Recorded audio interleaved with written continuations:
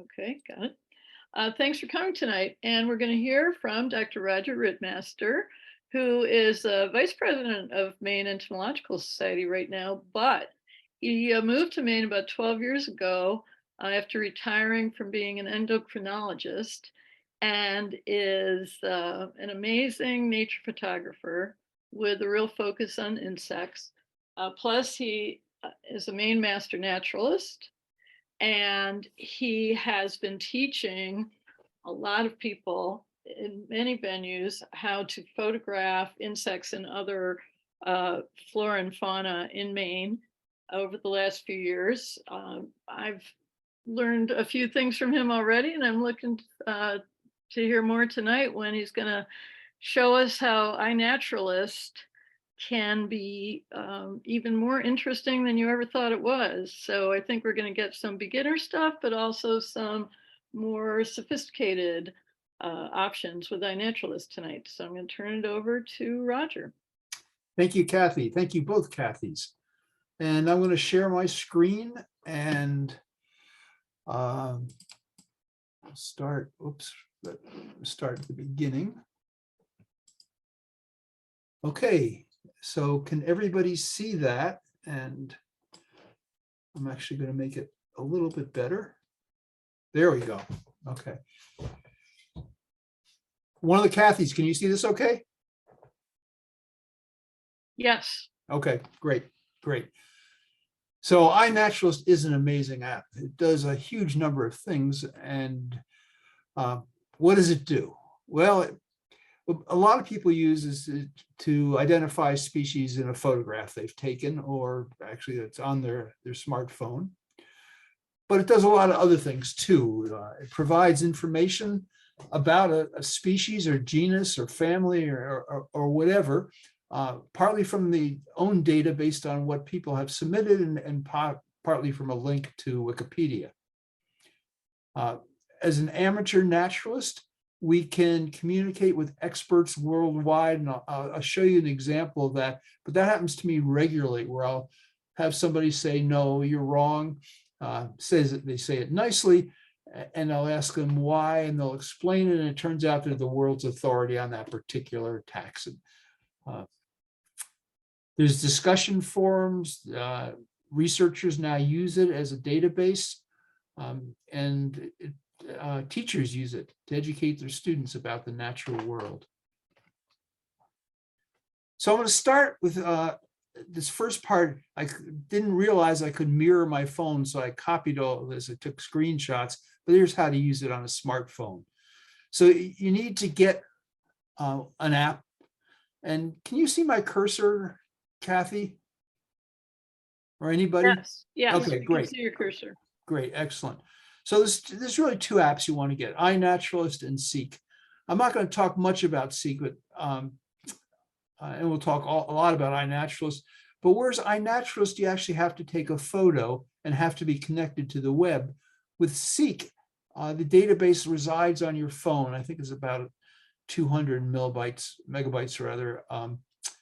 But it's great for kids, and it's great to identify common things. The database isn't nearly as big as with iNaturalist, but you don't even have to take a photo. You can just point your phone and it'll tell you what it thinks you're looking at.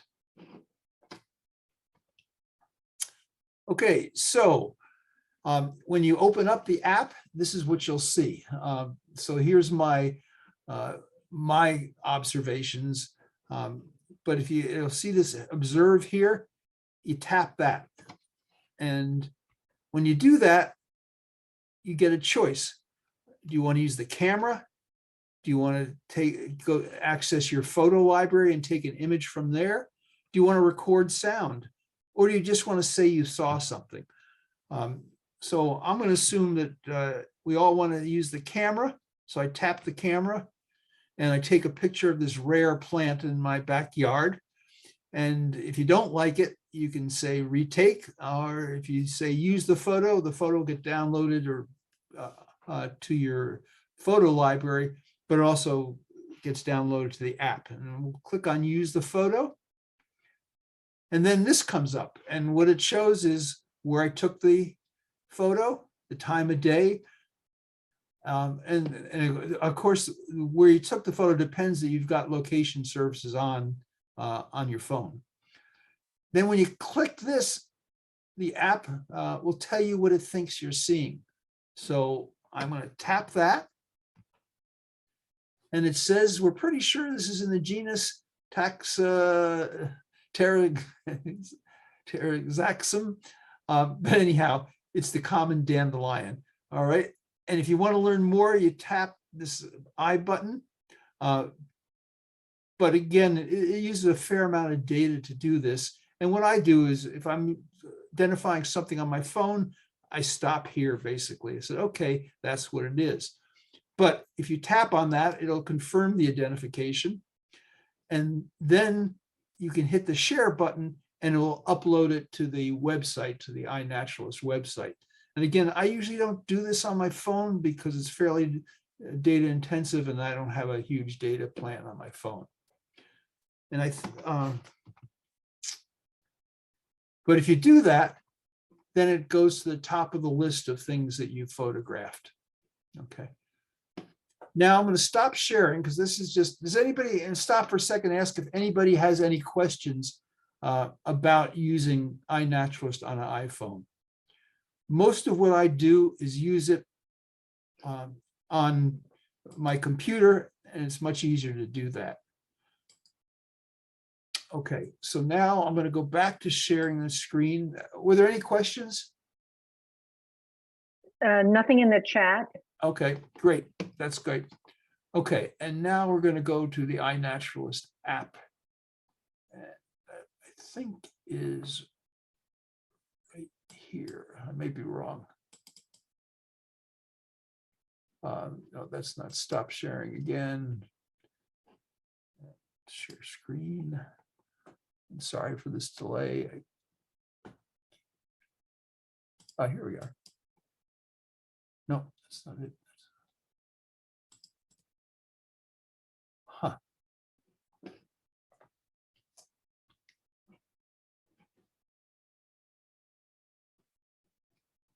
Okay, sorry for this delay. I think I know what's going on here.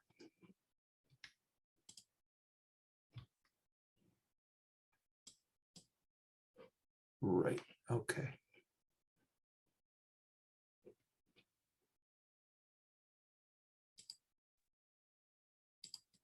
Arturo, I think you had that in a PowerPoint. So I think all you need to do is hit the space bar and you go to the next slide. Because you weren't actually sharing your. Yeah, no, I had that in a PowerPoint, but now I want to share. Okay, here we go. This is what I wanted to share, and we'll enlarge it. And okay, so now can you all see my screen? Yep. Yes. Yeah. Okay, so we're going to start with logging into iNaturalist. How do you sign up?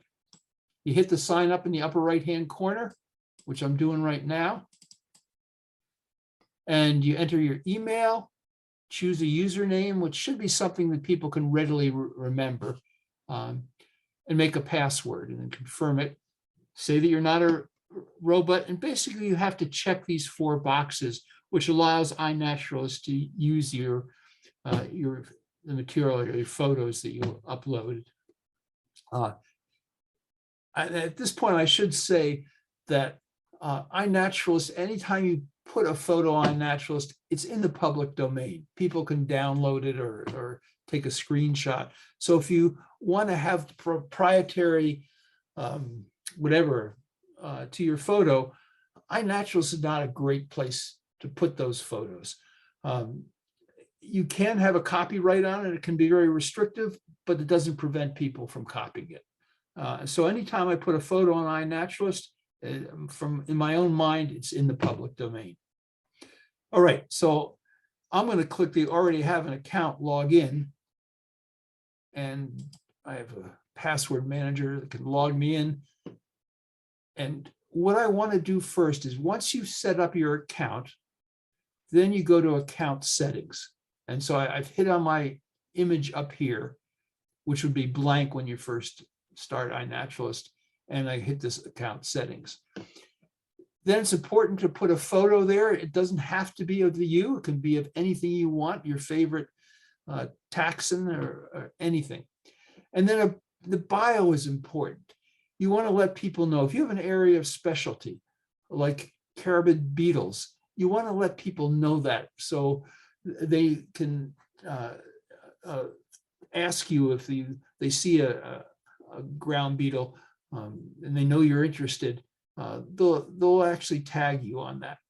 I want people to know that I'm a photographer, but I'm not a specialist in anything. And basically, in a nice way, I say that I consider myself an amateur.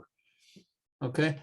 And then there's a whole bunch of things on the left, and I'm not going to go through all of these, but there are different settings. And for instance, the language you want to use, if there's a place you want, the world is my place. But if there's a particular place you want for searching on iNaturalist, you can put that in there, and on and on. And you can go through this. Notifications is really important. You can receive notifications for a whole bunch of different things. And I'll explain these when I go through what iNaturalist is. But you may or may not want to get all these. I want to know what people are saying about what I post. And on and on. So you just go through all these. And now I'm going to go back. And where I like to start actually is my own observations. And that's up top here, your observations. And what this says is in the world, I have over 12,000 photos. I've submitted over 6,000 species. And there's been 1,670 people who have made identifications on on the things I post. And we'll talk more about that. The first thing I want to go through, though, is how to upload a picture to iNaturalist. And so you go up to the upper right here and you hit this upload button. Now, if your screen is too small, all you'll see is the arrow. There's a little arrow here, but this is full screen and we're hitting that. Now I've got to shrink this down because I want to drag a couple of photos that I have on my desktop onto iNaturalist. Okay, and then I'll make it big again. Okay, so I've taken photos that are on my desktop or in any folder anywhere, and I put it here. And what iNaturalist does with this, these were geotagged, and so it reads that and said it's Camden, Maine, where the photos were taken. If I press on Camden, Maine and open it up, it'll actually show the location, and I have to scroll with my mouse to get there. But basically, it'll end up on my own property. Okay. It reads the fact that I've labeled this already with a species, so I'm going to X that out so it doesn't know that. Now, I've already uploaded this to iNaturalist, so when I tap on it, its suggestion's pretty good. It says it's a viburnal leaf beetle, okay? And if I tap on the viburnal leaf beetle, it'll put that there. Okay. So sometimes it gets it right. Most of the times it gets it right, but with a little beetle like this was a tiny beetle, it probably wouldn't have gotten it right had not already seen the photo. But then it might suggest, oh, it's in this genus or it's in this family. And then you can go look, and I'll show you how to do that. You can look and scroll through the various photos from different families. Okay, so you can do a bunch of other stuff. If I hold the shift button, I can highlight both of these. And then if I want to combine the two into one observation, I just put combined. There's another way of doing that as well. Let me just uncombine them. You can simply drag,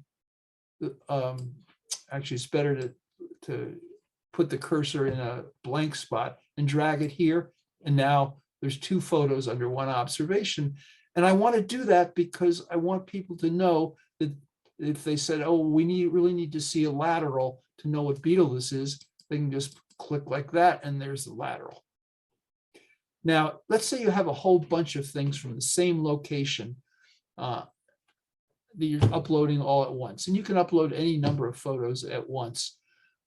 You can go in and put right here and apply that location to all the photos.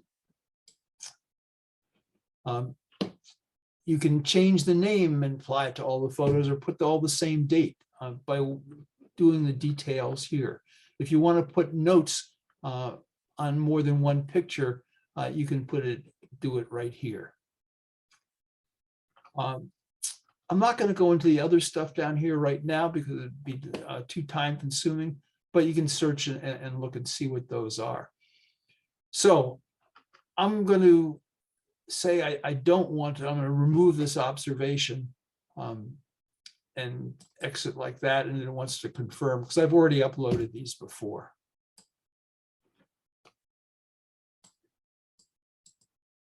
And now we'll get out of that by I hit the back button to get back to my observations. So that's very simple how to upload something to iNaturalist and start getting your own photos there. Okay, so where do we go from here? So again, I'm under my observations, your observations. You can now search for your observations, or you can search under Explore up here for all the observations. And let's just go to Explore for a second. We're going to come back to this, but I just want to show you that there have been 137 million photos uploaded to iNaturalist since it started, I think in 2004 or 3 or something like that. Over 400,000 species, observers, over 2.6 million people have uploaded photos to iNaturalist. So it's just a great place to see. This is worldwide. So let's go back now to my observations, but everything I'm doing under my stuff, you can do under Explore or vice versa. So let's say I want to know in how many beetles, I'll just go beetles, the common name, and yes, order Coleoptera, I've seen in Maine. Go here, and then you just highlight the button for Maine. And it says I've made 148 observations of 104 species, and these are the species. Well, actually, these are the observations that you're seeing right now. If I click on the species, you then see the species starting with the one that I take the most pictures of, which is the Asian lady beetle, the invasive one. So you can do that anywhere in the world. So we'll go back. I'm going to hit the back button now just to go back to this. So that's how to search your own database. Now there's 3 buttons here. We're in the grid button, but let's go to the map button. Okay. Oh, it's showing the state of Maine. I want to go back to the world. So I'm going to X out and get back to the world. And now all I'm doing is getting this bigger so you can see the entire world. And actually, I'm going to hit this button here, which is this expansion. And this shows across the entire world where I've taken photographs, but actually something's missing here because there are other places.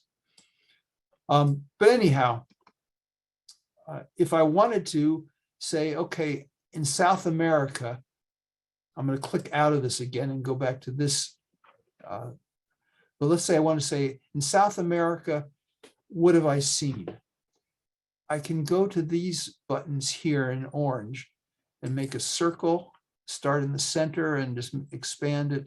And that's pretty close. It has some of Costa Rica and Panama, but it'll now say, okay, you've seen 112 species. Oh, of beetles. I'm sorry, because I'm still, that's why it didn't show everything, but 112 species of beetles that I've seen in South America. Whoops.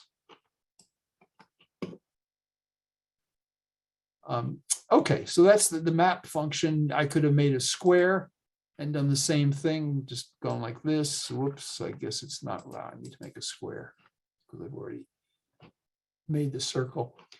All right, I'm going to hit the back button to get out of this.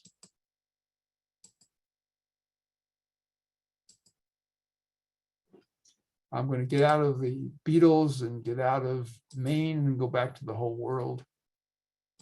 Just X that out.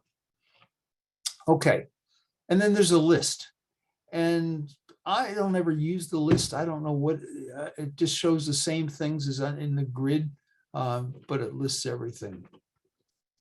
Going back to the grid, let's say you made a mistake or somebody said something nasty, which is almost never happens.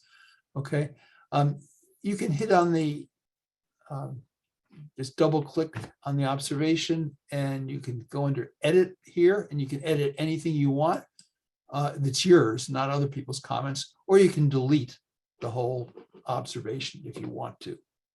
So that's pretty helpful if you've actually made a mistake or you put something up twice, the same image twice. I've done that. All right, so let's look at an individual observation. So this is a springtime fairy shrimp that one of our Maine Master Naturalists, Karen Zimmerman, introduced us to, some of us to last weekend. I wanted a photo, taken a photo of it, so I took a photo. But Karen asked us not to identify where it was located, so I put Mount Desert Island, and I made a note under the notes saying it's a female, the exact location obscured at the request of the vernal pool owner. You can actually obscure, officially obscure it, but I did it by just saying, okay, it's on Mount Desert Island. Good luck trying to find it. So here I put, as iNaturalist identified it as Eubrynchippus or fairy shrimps, but I knew it was vernalis, and the photographs of the male, this is a female here, actually showed it.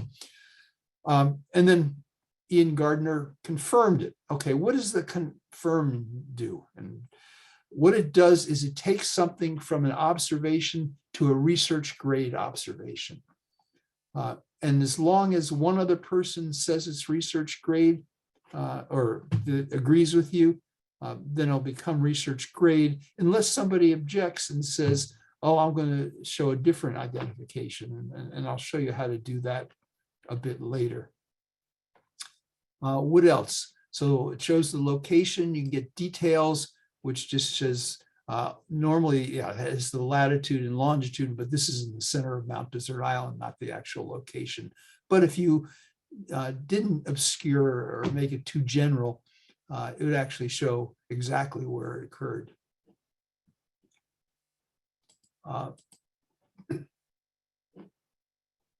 And what else? So the notes, when I showed you the uploading, there was a section for notes. Oh, and I did show you that where you actually could write something in. And then it gets added to projects. There is a project, and a project is a group of observations that fit a criterion. And there happens to be a project down east in Acadia where any observation that is made automatically goes into this project, unless in setting up my my account, I said I didn't want people to do that. But I said, sure, you can use anything. And so it automatically gets loaded into this particular one because it fits the criteria of that particular project. All right, so we've done that. And actually, I'll just click on my observations if this doesn't, it got us there. Everything we did here, you can do with Explore. But Explore, the way I've got it set up, does the whole world. And so let's say I saw a snout beetle, a weevil, in Peru. Okay, because I was in Peru a year ago, and so we're going to go weevil, and it says family Curculionidae. That's good enough there. Location Peru, and then you have to click on that. And then it says, okay, there's been 102 species in this family, and 1,206 total observations. The total observations I don't find very helpful, so I'm going to click on the species. Okay, so let's say you have a beetle, iNaturalist couldn't identify it. It now, by doing this, it shows 102 species from Peru in order of frequency of observations. So the ones with the most observations are put first, and this rose weevil is the most observed, and it goes all the way down. You scroll through this with your mouse till there's only one observation. And you can take what you've photographed and said, does it match? And let's say it matches, great. If it doesn't match, you can cast the net wider and say, okay, let's do South America and not just Peru. And now it doesn't have South America, but I'm just going to hit the enter button. And there's 788 weevils in South America. That's a little hard to go through 788 photographs, but I've actually done that when I had a weevil that I really wanted to know what it was. And it turned out it was one that had never been photographed. And that happens if you're in remote places. There's stuff that's just new to iNaturalist. I'm going to pause now and say, Kathy, is there anything else that any questions that people have? Because I've been going pretty quickly through all this. So, well, I've asked a couple of questions and people have chimed in and answered them. I think if anybody has any questions now, it'd be a good time to go ahead and type them in the chat, or if we have time, Roger, and if people don't mind, we could just ask them to unmute for a moment if they've got a burning question they want to ask. Just go ahead and unmute yourself and ask it. So while we're waiting for that, I will just say one of the questions I had, and I imagine you're going to get to it, but how useful do you think iNaturalist is for looking at the distribution and abundance of, say, a species or a community? You've kind of just maybe in a map format, or even could the geotagging information be, say, imported to a GIS system?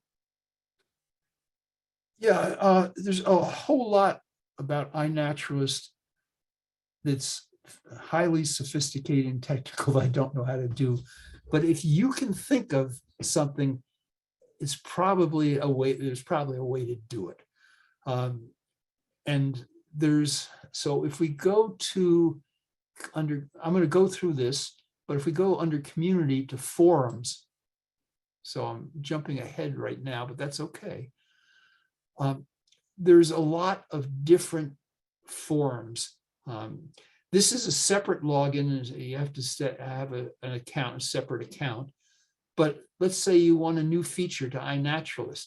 You can put that in here, and somebody on iNaturalist, one of the professionals who is employed by iNaturalist, will respond and said, "Oh, you already can do that. Here's how to do it." And I've actually done that before. And there's, oh, here's for general questions or nature talk in general. Curators are people who have expertise in a given area and have used iNaturalist a lot, and you can apply to become a curator, and it's not hard to do. And then you can do certain things, make changes, add species that are not in the iNaturalist database, change species names, things like that. And on and on.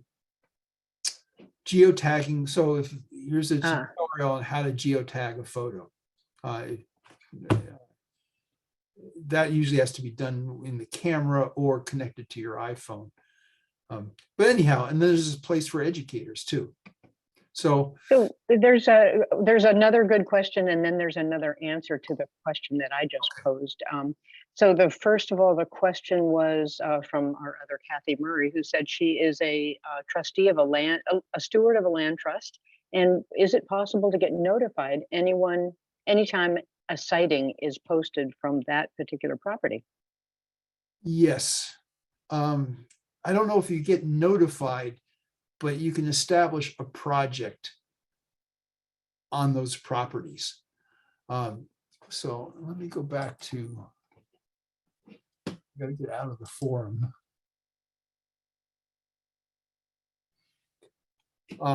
So I'm just going to introduce people to projects right now. Okay, starting a project. So let's say there's a preserve near me, Hodson Preserve, and I want to know if anybody photographs anything on Hodson Preserve. I could start a project and outline the preserve. It actually knows where iNaturalist knows where the Hodson Preserve is, and say it'll take any photograph, or you just do insects, for example, or anything else. And what that will do is anybody who takes a photo of, say, an insect in that preserve, it will appear in this project. And so you could check the project every day and see if anything new was added. And now that we're doing this, okay, I went to a neat place in Peru called Lago Soledad. So I'm putting that in the search button and I'm good to go. I created this project. And again, I'm not going to go into all the details because that would take a half hour right then and there.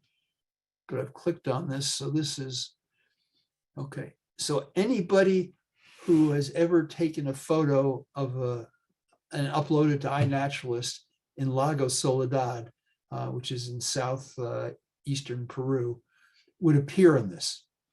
And it gives you a lot of different information. So who made the most observations? Well, this happened to be the guide that we used, David Gale. He's got the most observations, most species, and here's the most observed species. So if I were going on a trip to Lago Soledad, which is where I was going, I could look through this and look at all the observations by using this project that I created. So that tells you a little bit about projects with actually not going into how to create one, but there's instructions on iNaturalist as to how to create projects. That's great. So Kathy can set one up. The for her piece of property that she's a steward of, the answer that I posed that Ron Butler answered said that you can download the iNaturalist records to a spreadsheet with the latitudes and longitudes. And he said he does it all the time with his databases. So that would, and then you could put it on a map, which I think would be really useful for those interested in, distribution in abundance of observations in a map format. And I was once taught by an iNaturalist person how to do that, and I've since forgotten, but Bob, thank you. And now I know who to go to, and I need to learn to do it again. Ron Butler. Oh, Ron Butler. Okay. Sorry. So I know how to do, who to go to there too. Okay.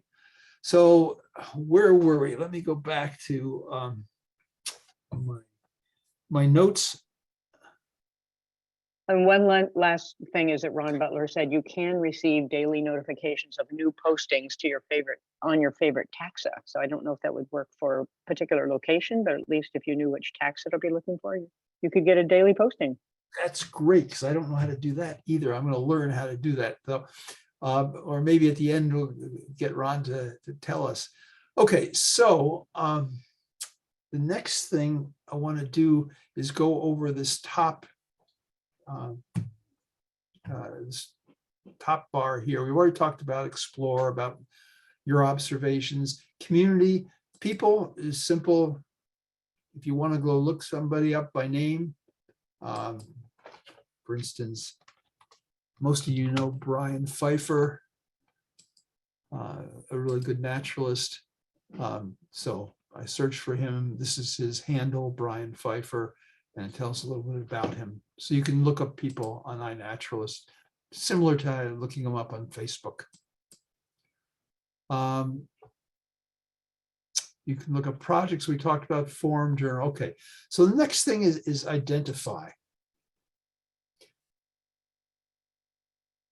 All right, so let's say you have a particular interest. And that interest is what kind of insect? Well, we'll just say beetles. And in Maine.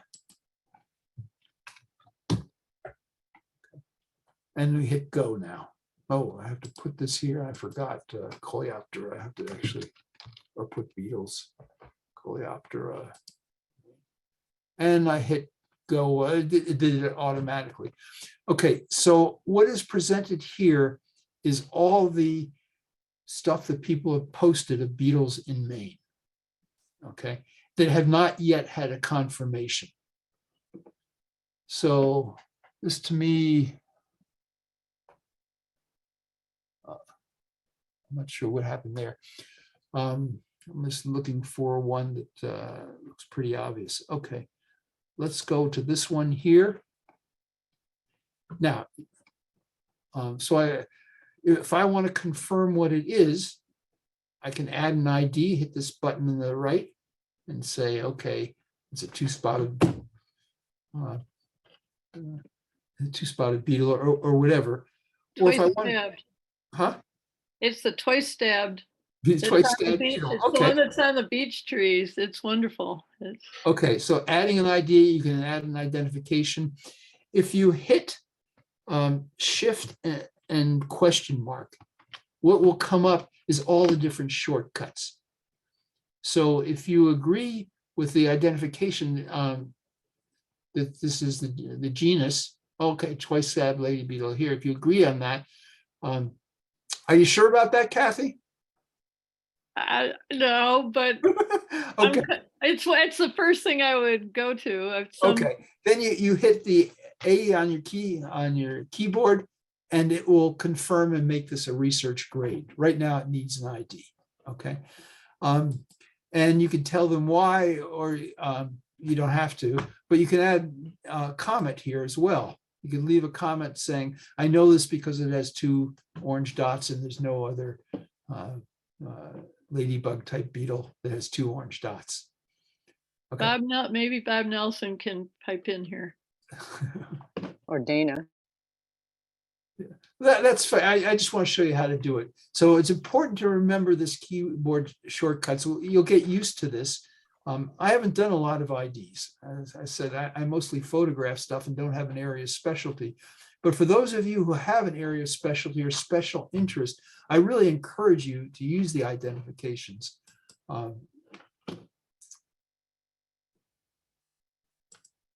And again, there's a lot of need for people to identify, and it's a good way of learning things as well. If you want, there's an area you want to learn, then you can go through and do your own research and figure out, yes, if you agree or don't agree with a particular identification here. So it's simple to do. You can get really fast at doing this. And for example, I'm going to go back to my observations now and find somebody. So let's look at this one here. Okay, so this is another mushroom I found on my shiitake mushrooms, and I didn't have another beetle. I had no idea what kind of beetle, so I just put Coleoptera, and this person responded saying it's in the family Mycetophagidae.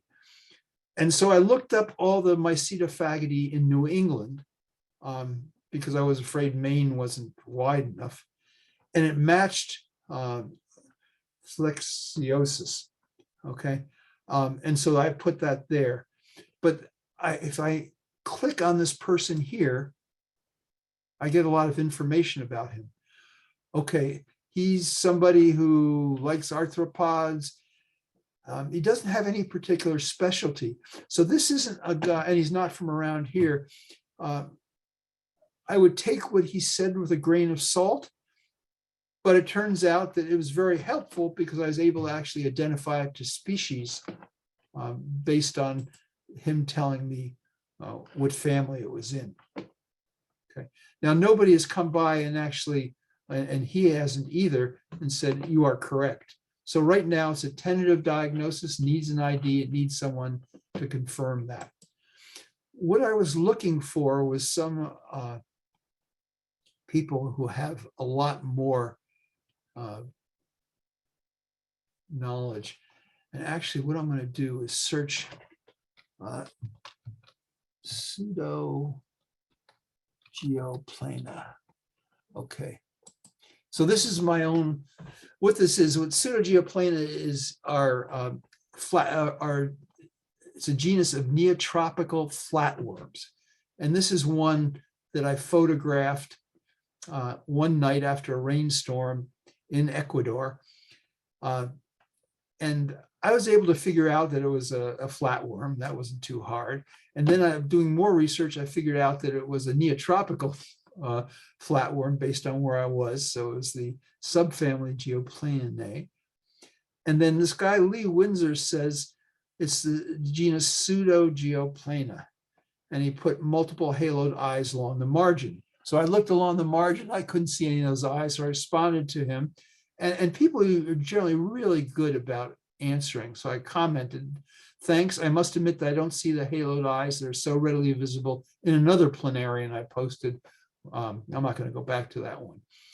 And he says, yes, the eyes are not nearly as conspicuous as the other species, but they're there. And I said, who is this guy? Okay, so I clicked on him. A national and international authority on the identification and classification of terrestrial land planarians, on which I have worked for some 47 years. So here's this hick in Maine, me, communicating with the world's expert, I think. And he's done 12,000 identifications. There are people who have done several 100,000 identifications, and I worry about them, but I don't worry about this guy at all. He's the world's expert on it. And it was just great to be able to communicate with him about a photo I took in Ecuador. That happens commonly on iNaturalist. There are people who are experts who enjoy what they're doing. And I'm just clicking back to my observations again. So it's just a wonderful place to learn, to question. And so again, how do you do that? Well, I'm just going to click on this. And you simply go onto your own observation and leave a comment here. And that's the way you can communicate with somebody who's responded, who's said what they think something is. Maybe they disagreed with you, and you can put a comment in and say, why did you disagree? It's helpful sometimes, or let's say I want someone a beetle specialist to look at this because I'm not getting any feedback. Well, I can put @ and their handle, whatever they're using on iNaturalist, and that alerts them to the fact that, hey, look at this observation. Some people ignore that, but most people actually, when they see that and they get notified, they respond to it. Which brings me to the next point. Okay, I'm going back to my observations again, but now I'm going to go to the dashboard. Okay, so this is my dashboard.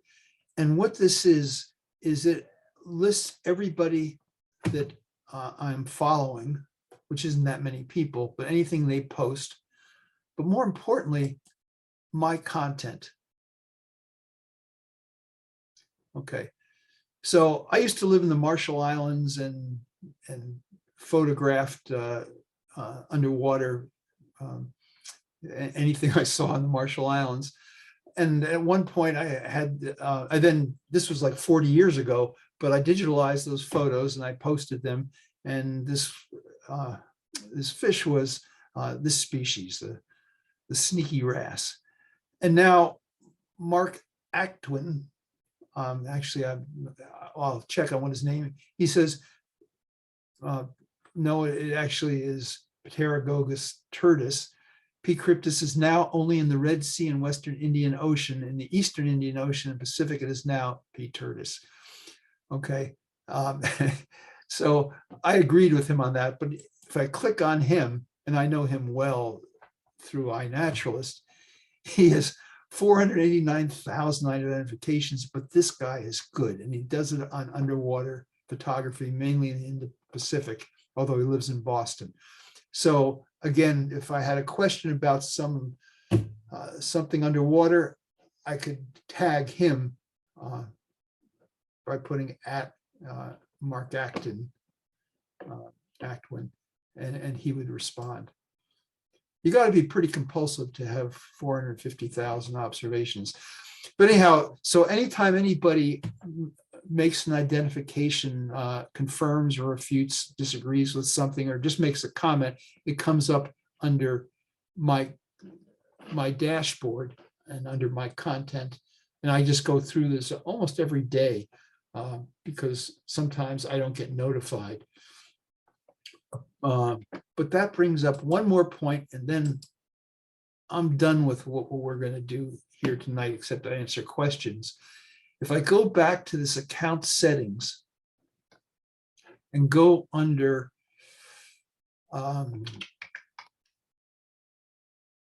notifications here, I think I may have already discussed this. I can't remember now. Okay, here's where you can or cannot get notified when anybody makes a comment or anything else. And I have it all flagged because I want to know what people are commenting on things that I posted. So that's a whirlwind tour of iNaturalist, getting through all the stuff that you will commonly use. I'm just going to take a quick look at my notes to see if there's anything else. I'm going to see if there are any questions, and then there's my last thing is tips and tricks, tricks and tips for IDing unknowns, and I'll do that at the end. But just pause now again on anything I've discussed or anything else on iNaturalist. Do you have any questions? There was a question that says, can you show us again how to get to the dashboard? Yes, you take the your image up on the upper right, and it's right here, dashboard. Great. And then I had asked a question about kind of relating to how accurate are the identifications. If people don't ask for an identification, they just think they know and they put it up there. And again, Ron Butler weighed in on that and said, yeah, there is some curation and people regularly go through and make corrections. But his point was that it's become so popular that the number of submissions is outstripping the ability of the experts on reviewing identifications. Do you have any thoughts on that yourself, Roger? Yes, I agree 100%. So iNaturalist has its limitations. And let me just give you an example. Somebody posts something, and there are people who just want to get all the IDs they possibly can. This is iNaturalist is great for people of Asperger's. I'll put myself up there. You really get addicted to it. But if somebody confirms an ID and you were wrong and they're wrong, or more importantly, it doesn't matter if you were right or wrong, but they're wrong. But you said, okay, they must know what they're talking about. And you put, I agree with them. You now have a research grade wrong identification. And that can snowball where iNaturalist now thinks that that's the correct ID, and somebody else puts up a new unknown and it happens to match that. And suddenly that person says, oh, okay, that's this species, but it's the wrong species. And that's a real problem till somebody comes and corrects them all. And I really admire the experts who take the time to curate iNaturalist to confirm things. But their play is, as Ron said, there are way too many photographs for experts to handle right now, and it's only going to get worse. So you need to take what iNaturalist says with a grain of salt, check through, let's say, Bug Guide or a book you've got or some other source that does that other source confirm what iNaturalist says. Or you can look at the individual and say, okay, they're an expert in this area, and I assume they'll be correct. But if somebody says, if an expert says it's such and such a species, and I can't confirm that myself independently, I don't put that I agree, because I want to avoid the situation of creating a research grade observation that is inaccurate. So yes, there are shortcomings to iNaturalists. On this original beetle here, on the second one from the left here, originally it called this a maple tree. I don't know if it got confused by the petri dish in the background or what, but that was hilarious. And why iNaturalist did that, I have no idea. A joke, a small joke. Yeah, an iNaturalist joke.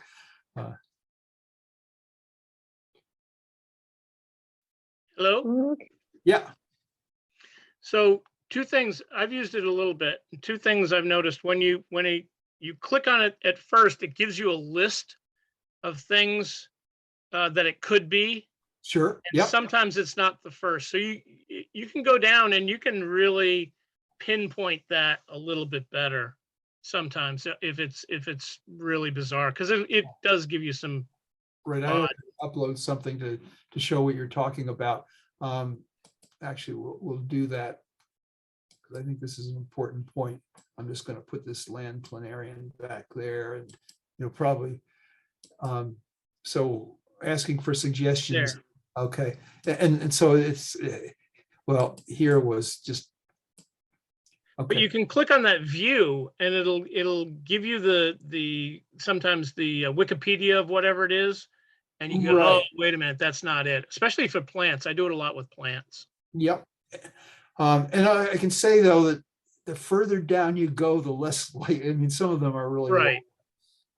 So if it's not one of the top two choices, I have become increasingly skeptical. But that's true. So I mean, that's a good point. There are a lot of options, but it really gets to weigh out things if you go down that list too far. And sometimes you want to check the location, because if you're out in the woods, we were up someplace up north last year, the year before, and it was giving us the wrong town. So in the notes, we put the correct town, even though it located it correctly, but it gave the wrong town name. Right. Now, one of the things I forgot to show, okay, this isn't the correct ID, but if you hit this view button here, Right. it takes, and I totally forgot this. Okay, I forgot to do this. It's on my list. It takes you to the species page. And so I've got to go over this. Okay, so in this particular species, here's the top observer. So this guy probably really knows what he's talking about, and the top identifier. So this must be something in the Berkshires. It shows the seasonality of the observations, which is really helpful. Also, if you go to the map, okay, so that's just up here. Now, let's go to the map of this species down here. And here's where you've seen where this has been seen. Okay, so if you're on the West Coast and it tells you it's this species, but you look on the map, you know that iNaturalist can't be correct. If you hit the About button on the species page, it shows the Wikipedia information, which is basically 0 here. It's a species of mollusk. Oh, that's interesting. Okay, because it's a slug. Taxonomy, it gives you the entire taxonomy. And again, this is going, okay, from kingdom down to species. And that can be really helpful, especially if you don't think it's this particular species, but it's in the family. You can click on the family or learn the family and put that in the Explorer and look for that family in the Eastern United States, for example. Status is whether it's endangered or not. Similar species is really helpful. So here is things that people have misidentified as the species. So you think you've got the species or the genus correct, but you weren't sure about the species. Well, go and look at what else has been misidentified and called the species. So that's really helpful. And under taxonomy, if you go here, that's taxonomy, and look at taxon changes, there are none. But if there's been a name change, and that's so common, especially for me where I have thousands of species, I'm getting notifications probably at least once or twice a week of something that's been, the name has been changed. The scientific name has been changed. Okay, where else? So again, this is the species page for this particular species, but you can do it for any species. And it's really helpful. What else on the species page? Okay. Oh, this curation button is important. Let's say you photograph something and you know what it is, but it's not in the database. You can tap on this and say flag for curation, and a curator will look at that and add that name, if you were correct, to the database. So it then becomes part of the database. And that's happened to me several times where I photographed something in remote areas and it just wasn't in the iNaturalist database.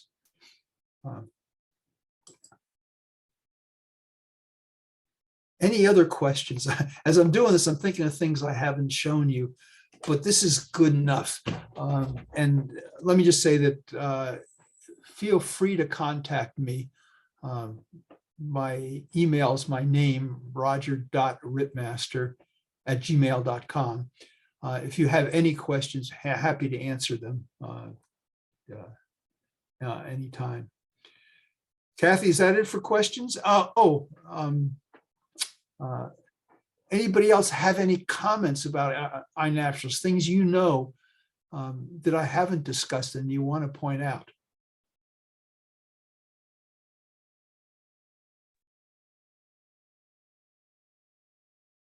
I'll just say, and I think Sorry. somebody else wrote in about that it's really cool when you take a picture, you put it up, and then you find out that it's part of a project you didn't know existed. So, my family spends a lot of time in Southern Ontario, and there's a watershed there that's had a project going on for decades, even before iNaturalist. And when I took pictures there and put them up, I heard from people because they're like, oh, we've been looking for this species and haven't seen it during this month. Thanks for your photo. And, and then I got hooked in with this really cool group of people who care about the area. So that whole project thing is pretty neat.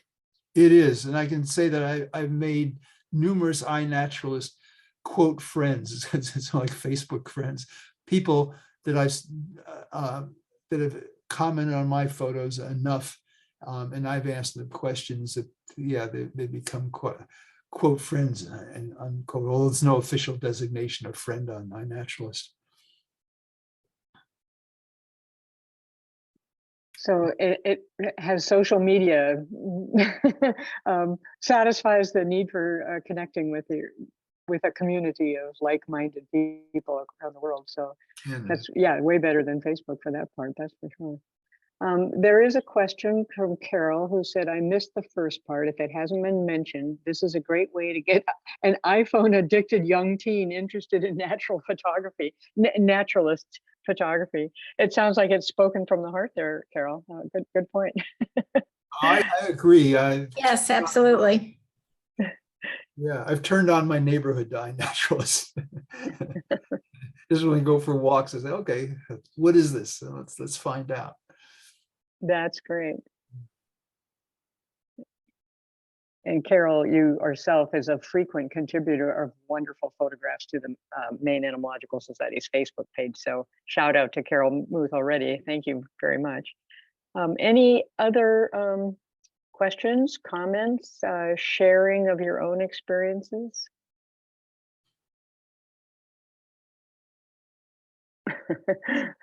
Someone suggested that a project could be curated photos with amusing misidentifications, like a beetle as misidentified as a maple tree. Right. Blooper, the blooper reel. So actually, now what I'm going to do is we're having I think it's June 3rd is a Saturday at Florida Lake. We're going to do a foray, and I'm going to make an iNaturalist project for Florida Lake for that date. So anybody who takes a picture and uploads it to iNaturalist, which will hopefully be MES members who are on that trip, it will get uploaded to that project. And so people can see what everybody has photographed that day. I'm typing it in. It's at Florida Lake, did you say? Yeah. Yeah. which is in Freeport, correct? Right, it's in Freeport. Right. So for those of you who don't know, Roger will be hosting one of those field trips that I mentioned. They're open to anybody. You don't have to be an MES member, though we certainly encourage anybody and anyone who's interested in becoming a member to please do so. We value all our members, and everybody is just like the rest of us. We're all just kind of interested in Maine insects. And so I typed it in there. If you go to the MaineEntoSociety.org website, you can find the information, and you can, I think, oh yeah, there'll be instructions on who to contact if you want more information. Otherwise, you could probably just show up, but we appreciate it if you let the host know, in this case, Roger, know that you plan on participating in that, just so we can figure out how many people to kind of expect and keep an eye out for. But as I say, that's so June 3rd in Florida Lake in Freeport, and Roger will be the host of that one. Any other? The twice stabbed lady beetle was my son. Oh, who identified that insect? Very nice, very nice. Cool. Well, if there's no other, did somebody chime in? Can you hear me? Yes. So, Hey, Ron. if Roger wants to demonstrate this, if you explore on a particular taxon, Okay, let's do that. and you know, whatever taxon or whatever area, Okay, twice stabbed. Let's see. Let's see. Oh, there you go. Twice stabbed lady beetles. Okay, we'll get the genus. There you go. That's good enough. All right. Is the genus okay? Do I any need- location that you want, Okay, we'll do Maine. and then you go to filters, which is off to the right there. Yep. Filters. You Yeah. can establish either any date you want, bearing in mind that iNet only goes back to 2008. That's when it was a master's project by a UC Berkeley student. Ah, okay. And since then, it's just really exploded. Sure. In fact, I actually started publishing the statistics and this exponential increase, particularly in the last 5 or 6 years. But in any event, let's just say, why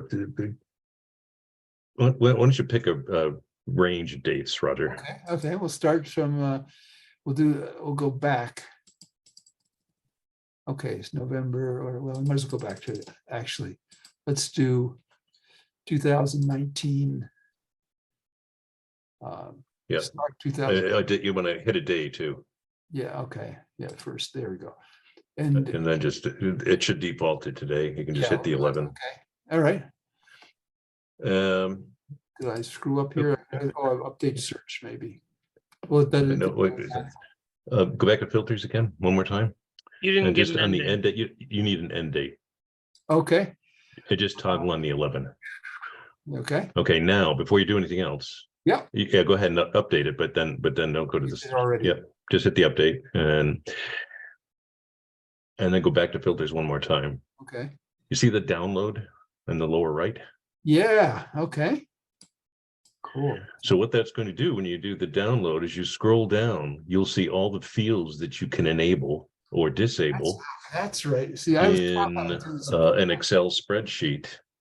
And then eventually, once you've made all your choices, way down at the bottom, you can tell it to like submit or whatever it is. And some of these are very redundant, and some of them are, not even necessary. But eventually, what it will do is it will start cranking out a spreadsheet, and you can come back to the site later and go to filters, and you can find it. You'll get a download key, or you can have it email you when you're ready, and it will send you an email. The one caveat with this is, and you've already mentioned this, is if you're going to use these data, you really need to be careful about who's verifying the confirmations, because we've had a number of cases of people with less expertise than they thought confirming identifications, and a few who were just trying to rack up as many confirmations as they possibly could. They far outstripped the number I've submitted by now. And then you want to take with a grain of salt. So when we do downloads, and we've downloaded, I don't know, thousands now of iNat observations to the state databases, we always independently confirm the observations and or rely on established authorities who have confirmed them. So for example, if it's a solitary bee from Maine and John Asher says that's what it is, I believe him. Okay. The problem is there are just some, as you well know, there are just some insects that cannot be identified from a photo alone. There's just too many possibilities, or they can't be identified without a really good series of macro images. So those are always limitations on using these data. But I think this is the wave of the future for community science. It's being employed across lots and lots of community science projects across the country, around the world now. Well, that's terrific. Thank you for helping us to see that, and I think that's really interesting, and especially that history. I had no idea that it was started by a master's degree student. With that, I just realized that we're actually over time. It's been so interesting. I lost track of the time, but I want to thank everybody for participating, and thank you, Roger, for a really terrific presentation. I think it's really opened my eyes, and I'm sure many others too, because the ways that we can use iNaturalist, and maybe fire up a few more of us to take to use it. Dana, you challenged Dana to use it at the beginning, and Dana certainly does observe an awful lot of beetles, so it would make even more observations in that, and they would be accurately identified. So with further ado, I think we should probably say goodbye, and thanks again, Roger, and thanks again, everybody, for joining us. And we hope to see some of you back in the fall for the next Maine Entomological Society sponsored webinar, or at one of our forays this summer. So thanks, everybody. Thank you, Roger.